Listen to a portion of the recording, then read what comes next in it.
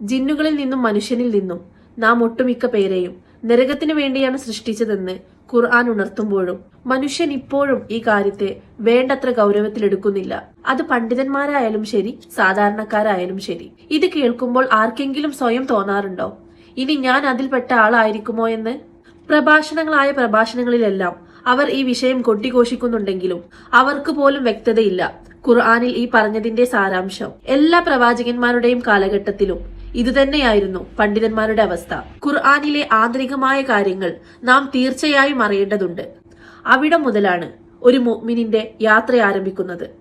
സത്യങ്ങൾ മനസ്സിലാക്കി കഴിയുമ്പോൾ നിങ്ങൾക്കും ബോധ്യമാവും നിങ്ങൾ പഠിച്ച ഇസ്ലാമും യഥാർത്ഥ ഇസ്ലാമും തമ്മിൽ വലിയ അന്തരമുണ്ടെന്ന്. ഖുർആനിലെയും ഹദീസിലെയും തഫ്സീറിൽ വന്ന പിഴവുകളും യഥാർത്ഥ ആത്മീയ പൊരുളും നിങ്ങൾക്ക് മുന്നിൽ പഠിപ്പിച്ചു കൊണ്ടിരിക്കുകയാണ് അൽറ മിഷൻ എന്ന യൂട്യൂബ് പ്ലാറ്റ്ഫോമിലൂടെ. പൊതുജനങ്ങൾ ഇതുവരെ കേൾക്കാത്ത പരിശുദ്ധ ഖുർആനിന്റെ ആത്മീയവും ആന്തരികവുമായ വിവരണങ്ങളാണ് നിങ്ങൾക്ക് ഇവിടെ ലഭിക്കുന്നത്. അതിനോടൊപ്പം തന്നെ മഹത്തായ ദീനിലാഹി എന്ന കിതാബും നിങ്ങൾക്ക് ലഭ്യമാണ്.